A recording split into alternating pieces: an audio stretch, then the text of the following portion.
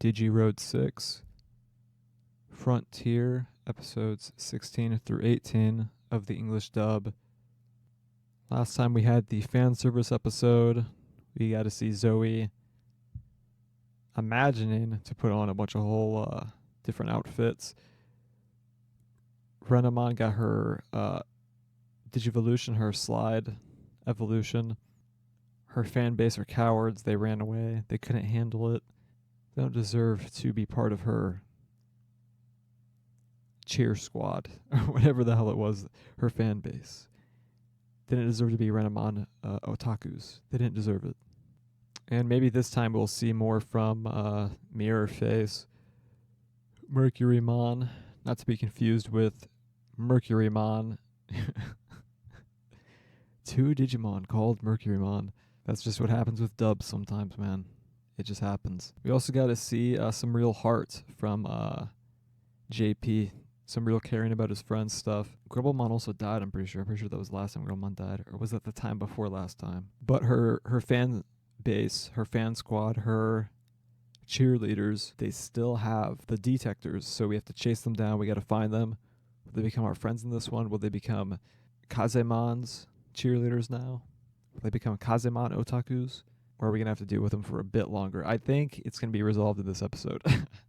I think they're not going to make this go for a while. I think this is resolved in episode 16. We're going to get our shit back. And is it even otakus or is it otaku? I think it's just otaku. I think, oh, look at those Kara otaku. Look at those ball otaku. Are there otaku for balls?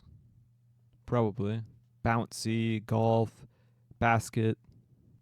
There probably are. DigiRoad! Episode 16 is now done. Pretty alright episode.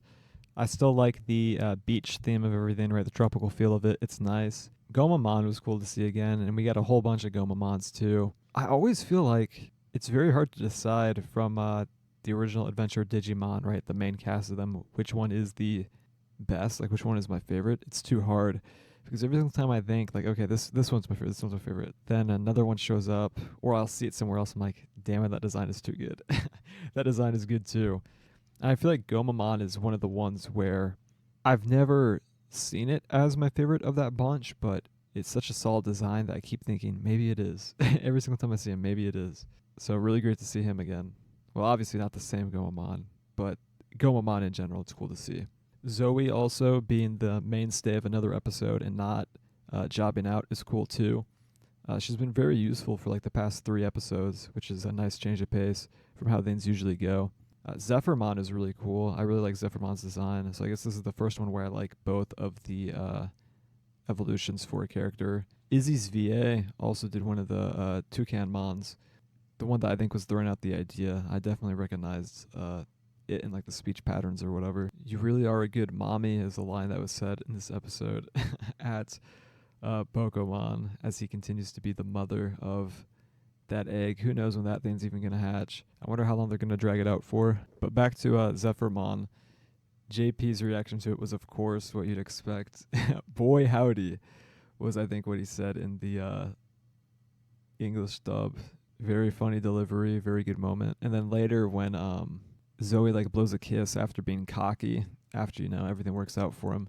Because once again, Ranamon's beast spirit, she kind of screws herself over, Team Rockets herself. I will let them pass with that one more time. You have one more time to do it. Don't do it again.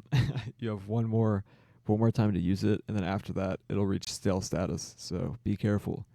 Be very careful with how you decide to use it in the future. And then it was a bit refreshing seeing like the others give her credit too, because again, this was her. She did everything. So them giving her credit, her being appreciative of it, it's nice. We got to see a lot of bonding in this episode between all the characters. Tommy had heart eyes when Zoe was hugging him. I did not expect that. I don't remember him so far showing any type of attraction towards her in the slightest. So that's new. Tommy confirmed to like older women. His mom and now Zoe. Although, not that I'm implying anything with the mom stuff, right? That is different type of love. Hopefully very different. But yeah, pretty decent episode. Even Ranamon had a pretty funny line when she was talking to Mercurymon.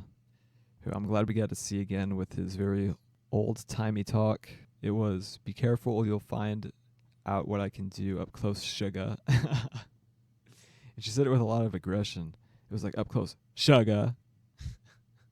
They're still cowards, by the way, the Toucanemons, for not finding her slight evolution attractive. They're cowards. And JP, I thought you were better than to insult a woman. How could you do that? How could you insult her to her face? I do think Zoe's slight evolution, her beast spirit, it had the lamest reveal so far. I feel like the other evolutions were cooler, like the evolution process itself, right? The henshin. I feel like this one was kind of the most whatever of them all, but I do like the design a lot. But the actual transformation sequence was kind of whatever. Pretty decent episode. We still do not have the detectors from the Toucanemons. So they actually are doing it in another episode. I really thought it was going to be resolved in this one. So I guess maybe it's Zephyrmon that they're going to be obsessed with instead of Kazamon. They're going to be Zephyrmon otaku. It's felt like quite a while since we've had any actual plot progression. I feel like this series feels like it takes the slowest with actual progress happening with the characters. Everything feels a bit aimless right now, which of course is because we're trying to get the detectors back. But maybe it's a bit unfair to say that because we did have Grumblemon die last time. And I think last time was also the introduction of Mama Bokomon. So maybe it's a bit unfair, but it feels like progress has been really, really slow so far. So I wonder when that will pick up. I'm assuming it's going to be around the mid-20s is when it's going to start picking up a lot. I imagine just based off how pacing is going so far. Didn't really have any other thought behind it. Just wanted to throw it out there. It feels like the pacing for the story is a bit slow. But I'm fine with it. I don't think it's the biggest deal in the world. I like the main cast of characters, so it's nice spending time with them and just seeing them kind of be able to connect with each other and grow closer. And hopefully it'll make some things more impactful. DigiRoad! Episode 17 is done with. Out of the way. It's funny that when I mentioned just previously how it feels like plot progress has slowed a bit, the episode ends with the plot progressing. So, of course, it made sense why, given that we had our detectors lost, but it's just, I don't know, funny moment. I thought that we were going to get a few more episodes of not being able to get our detectors back, like maybe getting one or two, and then the villain makes off with the Casey Jones sounding guy that I cannot remember the name of. But yeah, this was a pretty fun one. I like Datamon. Him and Tommy's interactions was fun too, during the gaming part, and then also Datamon growing a little bit soft for Tommy because Tommy's a good kid. Very easy to feel bad for him. That was a cool perspective when he was trying to save the Toucanemons through the old video camera they got. And yeah, I was wondering why they were showing that, but I just thought, again, they just want to show a cool perspective, show off the animation that they could do. But it being so, Datamon could see later what had transpired and targeted his soft heart. It was cool. Really cool beast spirit evolution too from Tommy. It's like a better Vikemon, basically, because I've never been the biggest fan of it. I definitely prefer this design, even though they're very, very similar. I think this is just Vikemon, but better. And then we also got JP losing at eating. I can't believe it. How could he lose? And to Zoe, of all people. I wonder if soon we'll get Duskmon actually officially shown besides just staring at the moon, because we haven't seen him since, I don't think. So maybe we'll finally get him in the action in the next one. We also got lots of nods to previous Digimon shows in the background of this one too, right? With Agumon and Viamon next to each other, and then Agumon and Gabumon in the back of a restaurant eating. Dukemon, obviously, too, which was voiced by the Tamers dubbers. We even got to see Digitamamon. We didn't get to hear him talk, so the Grumblemon menace is still gone. We don't have to hear it through Digitamamon. But yeah, actual plot progression. Detector talking again. Ophanimon back to talking again. No explanation for why she has not been corresponding with us anymore, but hopefully it's not a fake out. Hopefully it's not the evil ones using her voice to trick us into somewhere we don't want to go. DigiRoad. Episode 18 done with.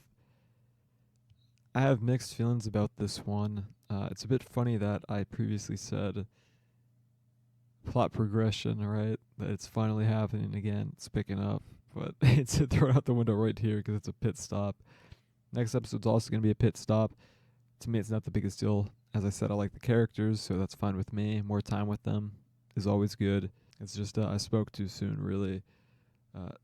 This episode is like a gumball rally, just a race across various different areas. Interference is happening, right? Shenanigans. And I'm a big fan of that movie. It's just, it feels like a lot more could have been done. I feel like gumball rally-esque races are a really good opportunity to delve more into the characters, which is why I like that type of movie. And that just wasn't really done here. This also would have been a good opportunity for our human cast to interact with other Digimon, like have to race alongside them, like in the train with them, instead of just all going against one Digimon. I think it would have been much better if each one of the trains had a Digimon and a human partner on it. That way we could see the connections between them and bonding and kind of the dynamics bouncing off of each other. We get to see it a bit from obviously the Trailmons and them, but I feel like it could have been a lot more, so that's a bit disappointing. Yeah, I don't know. I guess this one just kind of was underwhelming given the premise. I was kind of excited for it because again, I like that style of stuff. There's a really good Dr. Slump movie actually that has this type of setting, and it's pretty fun. Again, because of the character interactions between one another and the shenanigans going on. This just kind of had the shenanigans, unfortunately. So yeah, could have been better. That's just kind of how I feel about this one. This one could have been better. I like that we didn't have to deal with any of the, main villains of this one. We just had a little kind of side villain in the Shadowware Gurumon. Nice change of pace there, but yeah, I don't know. This episode just could have been better. We could have had more in depth with interacting with the Digimon of the world, I feel like. There were some funny lines in this one, though. Like JP calling a Bokomon Mr. Bouncy Wouncy. I like that one. And then he responded with, he likes it when we bounce. There was also Goodbye Digital World when the mole-looking Trailmon was falling into his death. That one got me pretty good when it first happened. Really caught me off guard, actually. The DigiLoop comment was, again, obviously it's for the Trailmons to lube up the gears or whatever, but just that phrasing out of context could be used very dangerously. People could use that for nefarious reasons. Not really looking forward to the Burgermon thing next time. I'm not a fan of the Burgermons personally, so an entire place full of them kind of sounds like my hell, so that's not going to be fun. I don't hate them, I guess, but I don't know, something about them I've just never really liked. And also, there was a awkward moment where Takuya is falling and Tommy saves him, and he's like, "Oh, nice catch," and then he drops him instantly after. But then it's like, oh, I guess it's like, oh, momentum stopped, so now I can digivolve. But you could have digivolved while you were falling. I don't know. I just feel like the execution on that was a bit awkward, and then especially as he digivolved, him like gliding up, right, like just the frame of them like just moving it across, right? Which again, that's kind of like a classic thing. We see that quite a bit. It's not the worst thing ever, but it just from the perspective and the context of him, like he was falling to then going. It just didn't make sense to me. It felt really off and didn't make sense to me. I think it was really poorly executed. Like it felt very very cheap. So yeah, this could have been a better episode. Unfortunately, disappointing way to end it. And yeah, just kind of the second time a disappointing episode had happened, a missed opportunity happened. Because last time, I am really shocked that they didn't go with the Toucan being fans of Zoe. I feel like that was going to be really obvious. They even mentioned it in the episode prior, right? With them being like, "Oh wow, she's cute." So I don't know. I don't know why that wasn't done. Again, just another missed opportunity for some possible fun interactions, fun playing off of things, especially with Zoe having a bit of a slight ego or whatever, right? With wanting to show off her pose, which we saw when she was blowing the kisses, as I said before. yeah, I don't know. I don't know why that wasn't done. 2 times now there's slight disappointments in an episode. Just the way it goes.